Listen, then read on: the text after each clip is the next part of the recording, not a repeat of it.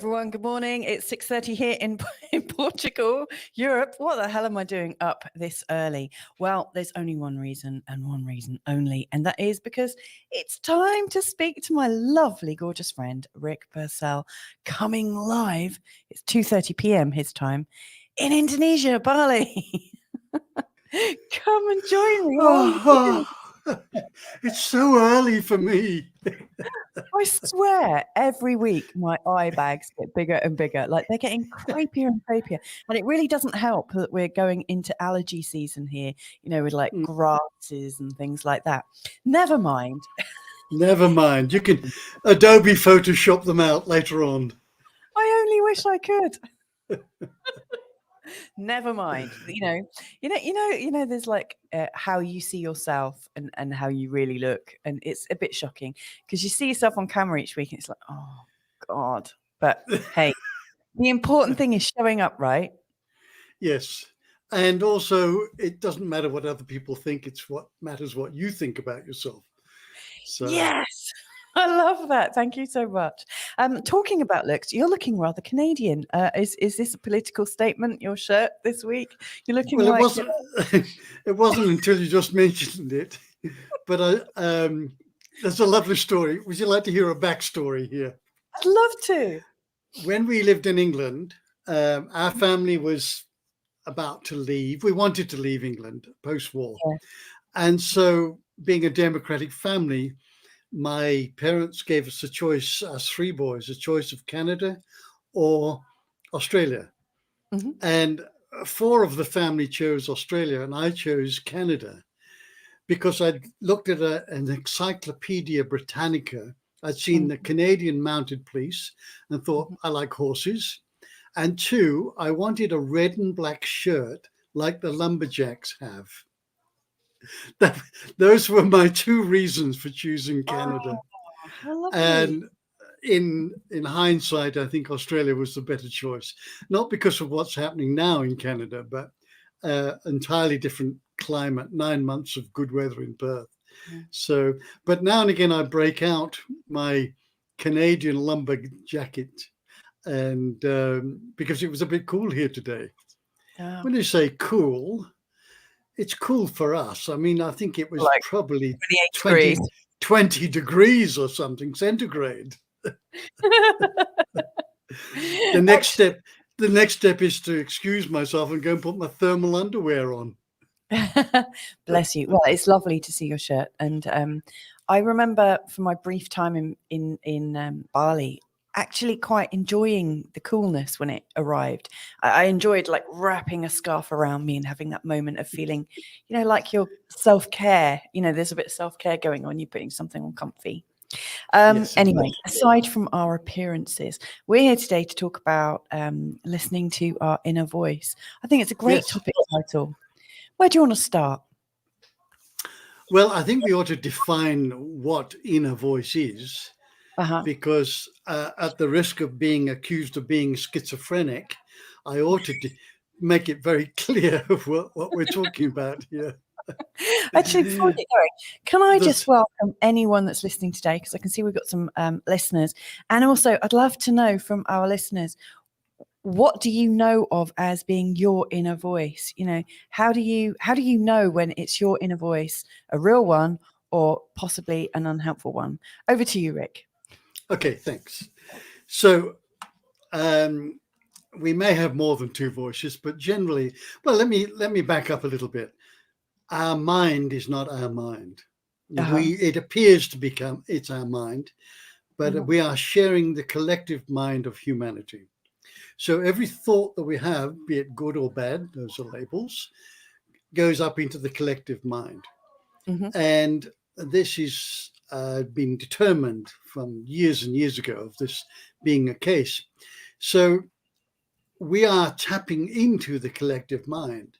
And I'm sure that you and I can certainly vouch for it, suddenly had this non sequitur voice appear in the mind. Just a thought. Yeah. Just a thought that came out of nowhere. There was no sequence to it. We didn't have a tension on anything. It just popped into the head. So I had this, one of those last night, actually. Very strong. I'll share it with you after. It's a bit macabre, I have to say, but go on. Sorry. so the reason that is because we're sharing the collective mind of humanity. Now, thankfully, we don't get to listen to every 7.8 billion minds or thoughts that are going on the planet. But from time to time, we do download a thought that is not necessarily originating from our own sphere of influence. So the thoughts, let's take the egoic mind, which is filled with fear and superiority and separateness and judgment. That's one voice that we normally hear, or an impression of it, a concept of it. And the other one, let's call it the authentic self, or the soul, the spirit, the higher self, whatever label we want to put on it. This one is a lot quieter, and it does tend to get drowned out by the ego voice. The ego voice, being steeped in fear, is more likely to be heard because it's louder, often more aggressive, than the gentle voice saying, this way, this way. So that breaks out which one we're talking about. One is full of fear. The other one is more love, heart-centered. It's more about the upliftment of ourselves. And that's the voice that we want to listen to carefully. Not that we don't listen to the other, but we don't necessarily have to follow it. Oh, that's the ego, right? I now have a choice. Do I follow the ego, the loud, aggressive, noisy voice of the ego, or do I follow the gentle pull and whisper of the soul? Yeah, I really like that. Good. I love when you said the inner voice of humanity. Like I think I've got two soft voices. So like the higher self, which I do recognize as being my version of possibly the voice of humanity. It sounds like me, and it feels like a much nicer me. It sounds like a brilliant, calm, grounded me, you know. But then I do have this kind of boom, something comes in, and I'm like, well, I don't think that was my higher voice. That felt like something that was shared collectively, and obviously my fear voice as well. I want to ask a question about it, but I can't actually think of one. So I'm actually going to welcome one of our first people today in the chat room, which is Owen Lloyd Martin. He's saying, I associate my gut instinct to be my inner voice. What does your gut instinct sound like, Owen? And he's saying good morning as well. How do you know it's your gut? So like when we have these feelings, or sorry, yeah, this is the question. You're saying with 7.8 billion minds, or around that. I'm not entirely sure. I believe all of our figures that we've been given, repopulation, by the way. I'm sure you don't either. But when you're talking about not having all of those minds in our head, and that's a real blessing. Yes, it really is. But I have noticed that sometimes I get crowded out with feelings. Like I pick up sometimes, not on 7.8 million or billion feelings, but I sometimes feel like I'm channeling quite a few feelings, like I'm picking up on lots of different things around. Is that a different kind of mind or a different kind of knowing? I know it's slightly off topic, but. Well, if we're equating feelings and emotions as similar, then the mind will trigger the thoughts, trigger the feelings. Oh, okay. The thoughts trigger emotions. Why we may not notice what the thought was, but we might run straight into an emotion. It could be a lower level one, antagonism or irritability or boredom or something like that. So does that mean saying it myself? my fixed mind messing me up. That's been triggered by a thought, and the thought might have been instantaneous that we didn't really latch onto it. So the other thing is that you're an empath, so you are picking up on people's emotions and feelings, some deep-seated ones, and you can feel it. And I have the same I'm struck with the same situation. I was going to say melody, but it can be a very good melody.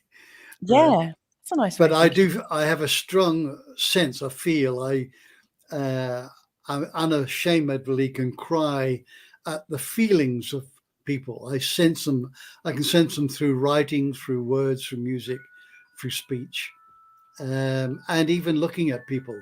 I can sense their energy around them that is distraught, that there's pain, that there's trauma, and I tend to feel that. Thankfully, it doesn't all bombard me. If I put my attention on something, then it will sometimes flow to me. Not every time, but lots of times it does. So feelings are a bit different from the thoughts, but they are associated because the thought generally triggers the emotion or feeling. One of my favorite shows when I was growing up was Buffy the Vampire Slayer, and there was one episode in which she, I think, gets poisoned by something, and it allows her to hear everything, like everybody's mind, and very quickly she has to run away. At first it's kind of fun, because she knows who fancies who at school and this, that, and the other, but it soon becomes a massive pain in the backside, and then it becomes really painful because as her perception increases, she hears more and more disturbing things. So yeah, I can, like, having seen that, I always realized, wow, that's a massive curse. And I think that's probably why empaths, with feelings and picking things up, tend to try and live away from people as much as possible. Like, you're in the middle of nowhere, aren't you? Yes. And although we're in suburbia, it's we get our privacy quite well. Pretty sure Owen, that's listening, has the same thing as well. So the inner voice, then, what's the purpose of the inner voice of humanity, like that sort of collective mind that we can all tune into? And how do we tune into it? Like for you and I think it is quite natural. But what happens if, what happens if you haven't heard it yet, or you're not aware that you've heard it yet? Well, you're talking about the collective mind. I'm not sure that I'm not aware. Maybe people can, but I can't do it at will. I can't just put my attention on the collective mind and say, I want to pick this out. It only happens for me spontaneously. Okay. It's arising out of the collective mind, and I'm picking something out of it that's very specific. So I can't knowingly, willingly tap into the mind. Although there are people, I don't think anything is new. I think there is renditions of things, but I think that the people that discover these new elements, new manufacturing techniques, new technologies, I think they're downloading from something that already exists, perhaps from the field of potential that we are not both surrounded in and are. We're not separate from it. So the field of potential has no thing in it. It's not solid, but it has the potential for everything, but it contains nothing. So I think we have the capacity to be open to new ideas that allows us to tap into this unified field. And then our job as human beings is to take that concept, that idea, and bring it into being, to manifest it. We are manifestors. And the reason we want to do that is because we want to be able to experience our own creations, be it a painting or a piece of music or whatever it is, a business, something new, something modified, but we want to be able to experience it. And in the state of non-duality, there's nothing to experience because there is nothing relative. There's no good and bad, hot and cold, day and night. There is just one of everything. So how could we experience ourselves if we are that one? And I'm suggesting we are. How can we experience our creations? There's nothing to experience. So we chose to create a dualistic universe into which we projected ourselves. And now we can go and create whatever we like. And as you know, we've created a retreat center here in the mountains of Bali. You've created weekly podcasts. Oh, yeah. Carl has created an audience of followers. Yeah. Oh, my You've goodness. also created 3 kids. Yeah. I mean, manifested them out of nothing. Yeah. Amazing. Yeah. It really is amazing. And, thank goodness we are in this kind of co-creative experiment of how to sort of like manifest and create. I just love it. Talking about how it just comes out of nowhere, that voice. For me, it happens when, I might put a thought out there, a little question, but then I'm getting about my sort of everyday routine. But last night I was reading something about water and how you can program water. Now, you and I know that. And for anyone that's listening now that hasn't heard about this before, water is entirely programmable. And, there's some great places that you can go to, but it's really worth having a look at the Masaru Emoto experiments with programming water. I mean, it's fantastic. But when I was reading this article last night, all of a sudden, this massive realization dawned on me. Yes, it's not just fluoride and crap that's been put in our water supplies, but it's had a negative programming as well. It's had a negative charge. And I think that's why, as an adult, I've always chosen to live by water, like free flowing water. And it became very important to me last night to consciously use our water and consciously work with our water and really consciously program the water in our own systems. It was like a bolt out of the blue. And I was like, whoa, that jolted me awake. Oh no, I've lost you. So I get a bit too woo-woo there. So while we're waiting for Rick to rejoin us, this sometimes does happen, when we're like going from Bali and Portugal simultaneously.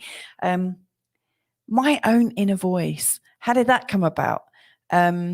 Do you know what? I think one of the best books I ever read was, is it Neil Donald Walsh? I can't even remember what it's called. Oh, Conversations with God. Conversations with God was like one of those books that changed my life. Although, having said that, it was from such a long time ago that I can't really remember anything specific. But I remember clearly at that time the idea that, you can have a conversation with God, but it takes place in your own mind. And yeah, I always found that kind of intriguing. And then soon after, I realized that I could tune into that God voice within me. Now, I've always called that my higher self. And that might actually be what the book also calls the higher self. I don't exactly know. But when you get used to using that voice day in, day out, and you start practicing with it, then you start, or in my own experience, from having listened to that voice and being able to have that communication or that kind of relationship with my soul self, my higher self, whatever you want to call it, then my sense of knowing, my ability to feel a message or receive a message very clearly and succinctly straight into my body, it just kind of occurred. I guess from having those conversations with God or conversations with yourself, your higher self, the willingness and openness to hear your voice is an invitation to connect with the creative mind space, like the collective voice of humanity. And it's from there that you get a very sort of different quality that just pops in your mind and lets you know that you're there. So yeah, that's how I've been able to perceive my own inner voice. And it's something that I use every day in my work. It's funny for me. And I'd love to hear how it is for you, when you're using your inner voice. Like I shared at the start, Owen, our good friend and audience member, said, I associate my gut instinct to be my inner voice. Yeah. And how do you know it comes from your gut? Does it have a particular sound? I mean, one of the things I learned when I was training in hypnotherapy and also NLP was to recognize all the voices that are going off, because it's not just the voice of the higher self that we have. We also have, a bit like how it's been represented in media, that we might have a devil on one shoulder and a little angel on another. The idea that, sometimes if you're being critical with yourself, is that actually an inner voice, or is that you just being like psychotic? You might channel a voice and you might tell yourself off. And like when you actually tune in on it, it's always fascinating to hear whose voice is it that's actually telling you off. Is it actually your voice, or is it the voice of a parent? Is it the voice of somebody you feel like you're somehow beholden to or answerable to? We have all these internal voices, and it's not necessarily these ones that we're talking about. The ones that I think are worth having are the voices that are nourishing, and the voices that help you evolve and help you calm.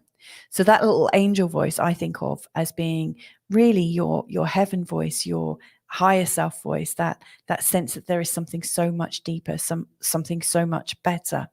How I know when I'm having those conversations is I sense that place of calm, but also deep neutrality. That sense of where something comes in and it almost feels like you're walking into a calm mist, or there's this beautiful calm rain just coming down on you, and you feel like all of a sudden your shoulders relax and you can take in a lovely deep breath, and you can listen to that inner voice, and it feels very, very helpful. So that's definitely how I know when it's my higher self. And like I said, it's a conversation that you can have with yourself and also build up. Now, from my experience, and I'd love for you to let me know how things are for you, because Rick has fallen out of this conversation, and I know that he had his internet supply change yesterday, so these things often happen. Here he is, in fact. One of the things, I can't actually add him to my stream. That's not good. Sorry, Rick, I can't add you in at the moment. Nope, it's not allowing me to. One of the things with in fact, I'm just going to send him a message so he knows, in case he can't hear. Sorry, Rick, I can't add you. Thanks for bearing with me. The devices aren't connecting. Okay, there we go. Please try again, Rick. One of the best things about the higher voice, from my perspective, is you get to know. Here he is. Hey, Rick, welcome back. I was just saying that sometimes it goes a bit wonky. We had the internet guys here for 3 hours yesterday. They were changing cabling, doing all sorts of things. So, I was just sorry. Go on. No, go ahead. I was just saying I was talking about my own experience. This is interesting. Hang on, someone's just shown up and said, "Sorry, just randomly popped in. Tired of kids' streams." Well, we can be a bit childish from time to time, but let us know if you like this adult stream, and by adult, we're not talking kind of sex industry or anything like that. We're just talking about finding that inner calm and that inner peace. So please do stay with us, and welcome. I have quite a few kids streams going on all the time with my YouTube channel, where my kids are looking up Ryan's toys and all these great big very popular child channels. Anyway, I was saying, Rick, before you arrived again, that my inner voice was very, very helpful when my relationship was breaking down, and for some people who are unused to their inner voice, how it occurred to me the first time was there was a whisper in the background that I could hear, there was something that I didn't want to acknowledge. And I knew if I listened to those inner whispers in my mind, I knew that I'd have to take action. And so there was the sense of something going on in the back of my mind for many years, which I chose to ignore because I knew I'd have to take action. And so for some people who are unused to using their inner voice, it might be like a whisper, like this really, really faint whisper, and you almost have to give it. There's so much noise. Have you got a party going on in the background there, Rick? All of a sudden, I can hear people laughing and having loads of fun. What sounds like a waterfall. That's my wife's got some friends over for lunch. It sounds like they're having a great time. Yeah. Are you aware of that kind of like whisper sensation that sometimes? Yes. Let me rename it from an inner voice. There's another aspect of it which I've adopted from what I read once, and I absolutely loved it. With the advent of handphones and satellite navigation, we can now on Google Maps find our way around the city, to restaurants, to anywhere we want to go. We can plug in the destination and we'll get a regular update on where to turn. You've gone the wrong way, blah, blah, blah. Yeah. So what this is called the Wholeness Navigator. And this is what I've called my inner voice, right? And the Wholeness Navigator is navigating us back to wholeness. We think we are already whole, but we've buried that wholeness under limiting beliefs and this life story and our emotions and our thoughts. It's got buried, but it's still there. So the Wholeness Navigator is guiding us to people, places, circumstances, situations, whatever we need in order to learn to grow and become more conscious. And if we don't listen to that voice, it's usually a very quiet, gentle voice. It may not get louder, but you will be eventually forced to do something. You'll be coerced to do something. And it might be something like you're stopped from overworking because you needed to be able to listen to this message. And VPXM, instinct, I think, is something very different. What's the difference? Well, we have, let me think, how's the best way to do it? There's two kinds of fear, right? One is learned conditioned fear that we learned between 0 and 7 years of age. And the other one is biological fear. And this is what we see in animals mainly. It's recorded many times in the tsunami in Aceh in Indonesia, earthquakes. Animals have an instinct that they go by and they remove themselves from danger. Not all the time, but it happens. So let's call our instinct perhaps this idea of survival, that we instinctively feel something's not right, and now confuse it with intuition, which is something different. Intuition seems to be coming from a different place. And I think we've used them interchangeably. Yeah. I instinctively knew I shouldn't go, or I intuitively knew I shouldn't go. But there's a subtle difference, I think, between the two. I had a conversation with Tanya, I think last year, and she made that sort of distinction as well. I mean, I'm one of those people that has used instinct and intuition sort of almost. I've used them in the same way, and I've reflected on that. And yes, instinct seems to come from a biological fear, like a survival mechanism, and intuition almost comes from an expansion or an openness to a curiosity to connect, maybe. Before we go on, I just want to quickly read this because it looked like I saw something big come in. I wanted to just thank you. To me, the fainter the inner voice is, the stronger seems the message. And of course, the more often I blow it off. We've all done that for sure. Yes, I've been guilty of that. Yeah, go on. So Yes. you were saying, Rick, about intuition. So then intuition is connected to the pineal gland. Mm-hmm. And the other aspect of it, the intuition to me seems to be coming from the wholeness navigator, because whenever I follow it, and inevitably I gain something from my life, something that I needed to learn, something I needed to let go, something I needed to step into, some comfort zone I needed to step out of. It just, I'm calling that the voice of the intuition is the voice of the wholeness navigator, and I've tended to lump those in.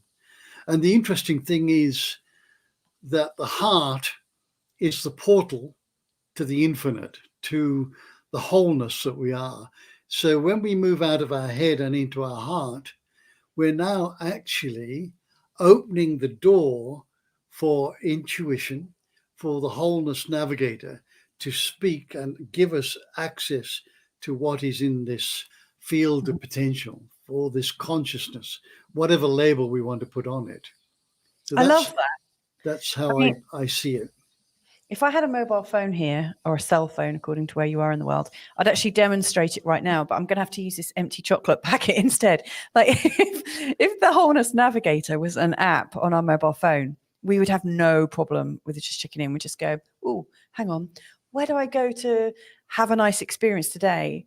Boop, boop, boop, boop. Oh, it's over in that direction. It would be so easy, but of course we don't have that kind of glamour, do we? We don't always like see it in front of us. We're quite visual at this stage in our development. I want to ask you, because my sense of the Wholeness Navigator, which I absolutely love how you've called that. So I've always called it my higher self.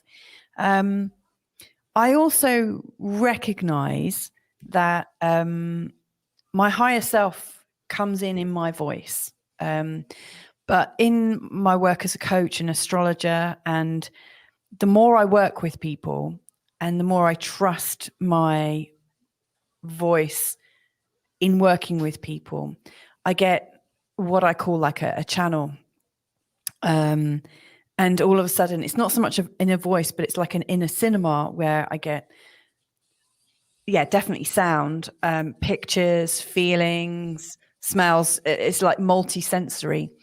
But it's almost like sometimes my inner voice, like for instance, if I wanted to ask my grandmother something who's long since passed, every now and again, I'll say something like, I wonder what my nan would think. And then all of a sudden I get a stream of consciousness. Now, I don't think my nan is sat there in ghost form in the, in the sky, just waiting for that moment where I might just need her advice.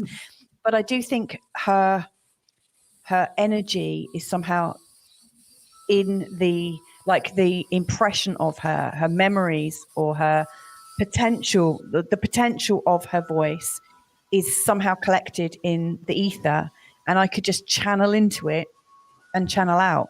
You can, I wonder what my nan would think. Boom, there's your answer. I wonder what Hitler was thinking at this time. Boom, your answer could be there. Is this still the inner voice, or is this something else? Because it's also something that we all have access to. I think we all have this. People say special people have special capabilities and abilities and skills. I think we all have this natively. It's definitely. Just, it's got buried, or we haven't had access to it, or we haven't been inclined to follow it. And often as children, we have these extraordinary experiences, right? Of our little friend next door. Can you set the table, Mum, for my little friend? Oh, it's just your imagination, darling. So then we just wipe that portal out completely. Yeah. So it does get trained out of us. But I do think we have all of this at our fingertips. Chief Seattle said, all things are connected. Mm-hmm. Einstein says everything is energy, not some things, but everything. Right? So if we marry those two together, then there is nothing separate from us. Mm. So we're not separate from each other. We're not separate from this body. We're not separate from humanity. We're not separate from the trees, the species. Mm. We're not separate from anything. This is a mind construction. This was Yes. constructed in the mind. This is the classic ego's separateness. Right? Remember, fear at the top, separateness, superiority at the bottom. So the ego thinks it's separate. And then because of that, it can cause harm and cause havoc to what it feels separated to. Could be another person, could be an animal. It could be the rainforest in the Amazon. So when we really get that there is nothing separate, how could you be separate from your nan? And how could you be channeling anything from an entity that was not what that was considered outside of you? Yes, Right? So exactly. it's just another version of you, right? Yes. So that's how I see it. Your nan, my father, people that have Yes. passed away, all right, are just another version of us. And we have sometimes momentarily, sometimes more permanent. We have access to that when we open the door to possibilities. We have access to their voices, their perspective. And Yes. I love throw that. another aspect in it. What if we were having multiple simultaneous incarnations, like I have heard that. thousands Yes. Oh, over yeah. 300,000 years? Mm. Everything would be happening in this moment of now. Yes. I remembered reading a story a while back, possibly before we left the UK, so at least 5 years ago. I think it was called The Egg. And in this story was the assumption that actually we were playing every single part simultaneously, past, future, which again makes you realize that actually we are all connected because we're all the same thing, just with different little faces on. We've got a couple more comments, so let me just Good. sorry, VPXM, I'm not putting them all up, but you said, the more in time I go back, the more intuitive I was. These days, though, I just go by experience. And that does happen, doesn't it? You know, if we're quite busy. Simultaneous incarnations kind of goes against my logic, but let's hear it. Do you want to speak a little bit more about that then, Rick, with the simultaneous incarnations? Yeah, it's not something that I've particularly delved into too much, but I get these snippets sometimes, not necessarily originating from me, but something I've read or heard or seen. And I ponder and contemplate that possibility without closing any doors on it. I just thought, okay, let's have a look at that and be willing to explore that a little bit. But it would make sense. Quantum jumping is moving into the space of somebody else that has skills that you might want, right? Let's say a flamenco guitarist, and you start tapping into, remember, the one being that we all are tapping into the capabilities and skills and aptitude of somebody else that is also sharing that one body, that one being, whatever we want to call it. So from that aspect, and people have used this, it's not uncommon that they've learned to play the guitar within a very short span of time because they felt like they were tapping into someone else that was good at it. But if we were having simultaneous incarnations, then we would be that other person. They're not separate from us. And of course, the left brain, it's linear, right? The right hemisphere is holistic. The left brain wants logic, analyzing. It wants to make some science out of it, make some sense of it, I suppose. Because when you start talking about the esoteric, it seems very hard to comprehend. So that's sort of my read on it, that the potential of us having simultaneous multiple incarnations, and occasionally we tap into somebody that we download from or we feel them. Twins, for instance, we've got 12-year-old twins. Twins are so heavily invested in the connection that they know, even when they're apart on the other side of the planet, they know intuitively that something has happened, something's gone wrong. And when we are closely connected to somebody, we do sense and feel what they may be going through. So let's just add a little bit to it as a mix. Yeah, I love that. VPXM is saying time only exists because of matter. Do you want it doesn't matter. It doesn't matter. Yeah, I was about to say, time is an apparency. Time is linear. It's linear. Has to be linear. So that means it's coming. It has to have a beginning and an ending. The right hemisphere says infinity has no beginning and no ending. Right? And neither of those have anything to do with matter.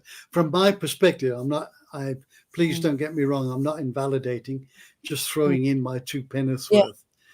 I remember being quite shocked and delighted as well, because it was something like mind blowing. And hang on.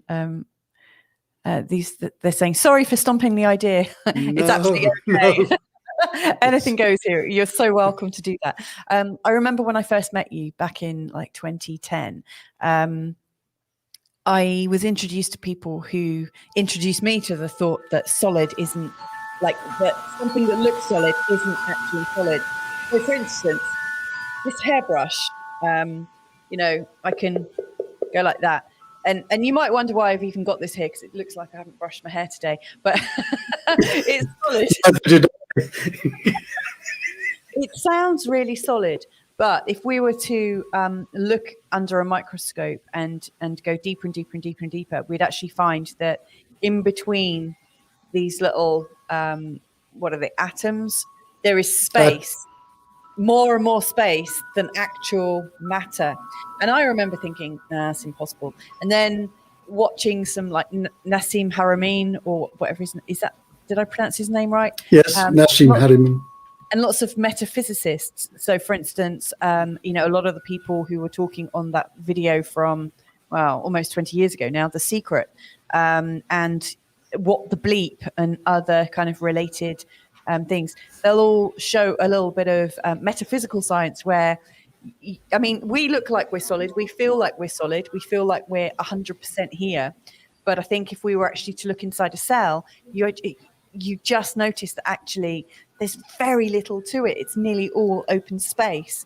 So there is this kind of construct that or a vibration or a frequency that we're experiencing ourselves at, that make ourselves appear solid or dense, like we're in a density. So I'm always fascinated by that. And it goes beyond metaphysical, because quantum theory has proven this. Yeah. That if you go through subatomic particles to quarks, beyond that, it's just this energy, this life force that will do whatever the viewer is doing. If he thinks his atom's going to go to the left, it will go to the left. Yeah. So that on a micro scale, hair don't matter. That's so sweet, isn't it? Hair don't matter. I colour mine still. More space, because it's the same energy clumping together. And you're right. That's the construct. We're very grateful for you here today. It's always fun to have interaction. Not everyone does interact on our shows, so it's an absolute pleasure. So we're talking about the construct of matter, the construct of solidity, and also that there's also an entanglement going on. So for instance, like you were saying about the twins, they could be at different parts of the world and they could connect. But actually the same thing happens. I think there've been experiments with plants where like a leaf or something of the same plant has been moved to a different place. And there's been one that's been done with chickens. And if you do something to one energy, the same energy, the thing that shares the same DNA or the same energy field has a reaction. So if one of them is put under stress, the reaction is is observed scientifically. So there is this like quantum entanglement.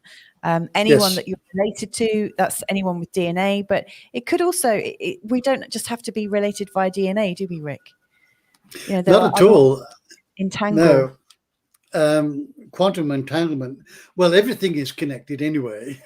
So that really is a demonstration. They did that in California. They split some DNA, took part of it 12,000 miles away, and what they did on particle A was instantaneously activated on the other one. So that's faster than the speed of light. And we've thought that was the fastest component in the universe. It's not, because if something is instantaneous, right, with no delay, with no communication delay or whatever, then that is actually happening now. Yes. And it actually goes back to the whole water memory and frequency that we were talking about. Just as I lost you, actually, I did wonder if my talking about water and how we can program water, and maybe that water has been programmed with frequencies, as well as kind of like, if you think about water, you know, you've got like the 3D changing of the water structure by popping in things like fluoride and stuff like that, but you're actually changing the water structure. You could do it in a 5D way, a 5-dimensional way, by putting words or frequencies into the water.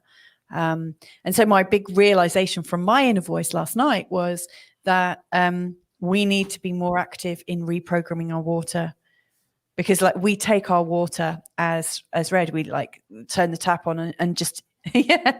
I've got some reprogrammed water that I'm drinking at the moment. Alkaline water. Yeah. On our water filter downstairs, we've actually got joy written on it, and I've got a bit of sacred geometry underneath it, you know, to sort of imprint the water. Yeah, so there we go. That's kind of going round robin. Go on, you're going to say something, Rick. Yeah. If you think about it, your body's what, 70 to 75% of water. Yeah. And if thoughts can have an impact on us, if the collective human mind is filled with fear, right? Yeah. And we are in and tapping into that collective mind, then what is the possibility of that fear permeating into the water of this body? Yeah. Right? Because we know, if we talk about our 4 bodies, and again, this is more separateness, so I don't know of any way of describing it, but we have a physical body, an emotional body, a mental body, and a spiritual body. So the mental body triggers, and its content permeates, triggers the emotions and goes into the physical body. If it gets stuck, right, it becomes dis-ease and then can ferment into disease. So our thoughts can actually our thoughts are creating our reality, right? So if we're tapping into the collective mind, then all that fear that's permeating in the collective mind could be permeating through into our body and the water contained within. So we should be very aware of making sure that we don't take in acidic fluids, make sure that they are balanced pH with a better balance, and whatever, and write on T-shirt, you know, if you've got death to all people stamped on your T-shirt, that's going to have a profound effect on the body. That's a message, all right? And Emoto has proven this time and time again. His work is just absolutely amazing and worthwhile having a look at for anybody that hasn't. It's just staggering how he can freeze and photograph water elements that have come from polluted water, and then put a label on that bottle of love and compassion, and the water changes its whole consistency. So the same applies to our bodies and the bodies of water on the earth, rivers and oceans and everything else. Which brings me back to my, the second part of my realization from my inner voice last night was, this is why I'm always choosing to live next to natural water. Wherever I've lived, I've never been very far from the sea or a river or a lake. And I think that is to connect me into naturally programmed water. Yes. And to refresh and to get back into the naturally programmed water. It makes sense. And possibly you would know better than I, but what is your prevailing element in your body? Earth, wind, fire, water. Which one do you feel? Well, my husband might say it's wind. That's because you're eating too many baked beans. But I'm actually, I seem to have quite a lot of water retention these days. But in my birth chart, I have a lot of water. I'm very watery and fiery. So, yeah. So you would be naturally attracted Definitely to water. I'm very soothed by water. I don't really swim in it, but I have to just be near it. I'm very, very soothed by water, full stop. Yes. Yeah. And one of the principles of feng shui is water as well. It's one of the key elements. Yeah. So what is your primary animal spirit? Oh, I'm a tiger. This is my, sorry, I'm going into Chinese now. I'm a wood tiger in Chinese astrology. Well, tigers go into water. They'll swim across. I actually was in a tent by the side of the Trisuli River in very remote Nepal. Yeah. And came out of the tent early in the morning to go for a pee. And there was this huge footprint. And we were 3 meters away from the edge of the river. And then there was a bit of an embankment. And I traced it back. And this big cat had come up over the river, up the embankment, had a good sniff at my tent, and then walked off. And my daughter was 8 at the time. I woke her up and said, you want to see this? There's a beautiful little cat that's been here. Come and have a look. Oh my goodness. And I kid you not, it was as big as my hand, the footprint. Wow. So yeah, that's very brave. I guess in those moments where you could be eaten at a moment's notice, you've got two choices: either marvel at the moment or leg it, and you know full well the animal's going to sense your fear. Wow, what an amazing experience! Yes, it was. Yes. Wow. Needless to say, I didn't get out the next night to go for a leak. No, I'm not surprised by that. Wow. We've got a few more comments, mainly from VPXM. She's saying scale up. I said she then. I actually don't know how you think of yourself or even where you're from. But anyway, scalar energy is instantaneous. Yes. Actually, nothing is, even though it takes time, compared to LS. Pretty quick. What's LS? I think thoughts add to our reality. It takes a lot of power to, for example, to make a wormhole. They're very kindly pointing out that I'm getting bots in my feed. Thank you very much for that. They come up every week. 4 elements. Zodiac, they're a fish. What's this? Fish. Farm bots show up. That's interesting. Farm bots show up when the truth gets spoken. Every single week we get these bots showing up talking absolute rubbish, and that's absolutely fine. I don't mind. Let them hear it. Yes. let the vibration of our frequency ring out, so I don't mind. Indeed. We're coming to the end of our show, and the whole premise of this was listening to our inner voice.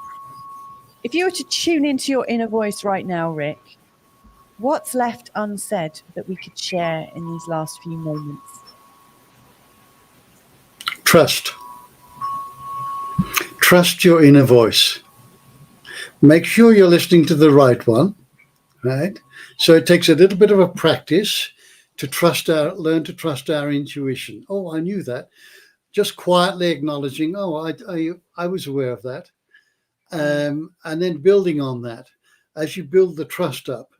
So now I operate my life from two elements, my heart and my intuition. That's all. I use those to guide me through my life.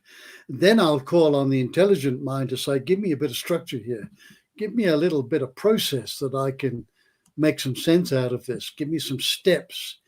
But I'm guided primarily by my heart. And of course, the heart is the portal to intuition and to the bigger world, the bigger scene as such. Trust. I love that. I really, really love that. I would add just one thing, and that is to bring on your inner voice more and more. Ask those questions that you can't quite answer yet, and just leave them hanging. You don't need to have your answer, but just say, I wonder what I should be doing in my life, or I wonder what's at the core of who I am, or what's my purpose? And like leave those questions hanging in the air, and life will show you, you'll get a message, or you'll get your voice. But those answers will never be left unanswered for very long, is in my experience. Yes, that's mine too. We've got a thank you, both guys. Actually enjoyed our interactive podcast. Well, please do join us again. Me too. Yeah, we've enjoyed it too. Let us know where you're coming from. It's always we love to hear how people are finding us. That's always quite a blast. So okay, well, I think it's time to say goodbye then, isn't it? Thank you so much again for all of you joining us. He's saying, he or she, leave them hanging. It would drive me crazy. In respect to those kind of hanging questions, I find it easier and easier now. Do you? Just to say, I wonder. In fact, like we're not taught to say, I wonder, or I'm curious about. And when I'm actually working with people in a coaching situation, I'm sure you do too, Rick. When someone's saying something to me, I actually say, I wonder what that would feel like, or I wonder what that's saying to you. And I leave those questions for the people I'm working with. And it actually gives them their unconscious the moment to come up with their answers as well. I tend to put a very direct question out there. Show me what I need to know about such and such. Oh, wow. Yeah, we're using the like male female complements of questions. Mine's all like yielding and soft, and yours is like, give me that answer. No, I said show me. Oh, okay, show me. Yeah, it's the same thing. Okay. So if we don't ask the question, we may not get the answer. Okay, fantastic. And just it's Dan, and thank you, Dan. And Dan is showing us. Man. Dan is on this planet, so we don't know where he is, but Dan is from planet Earth, apparently. Dan is cool. Thank you for joining us, Dan. Thank you very much, Dan. And everybody else. Yeah, thanks for joining us, Rick. Thank you once again. What have you got on for the rest of your day? Any more intuitive adventures? More work on my online courses, getting them squared away. Lots of content to work with. So this will be my year. This is a good little plug, actually. If somebody wanted to that listens in and wants to work with you or get some clarity from you, what's the best way they can reach you? Where can they get me? info@rickpursell.com. Fantastic. Yes. Excellent. Right. Well, until we see each other again, have a wonderful rest of day, week, and I'll tune in with you next week. Yeah. Thank you so much, Louisa. Oh, thank you. It was wonderful. Big love from Bali. Yeah, love from Portugal to you too. Love to you and your family. Lots of love. Thank you. Bye for now. Bye, everybody.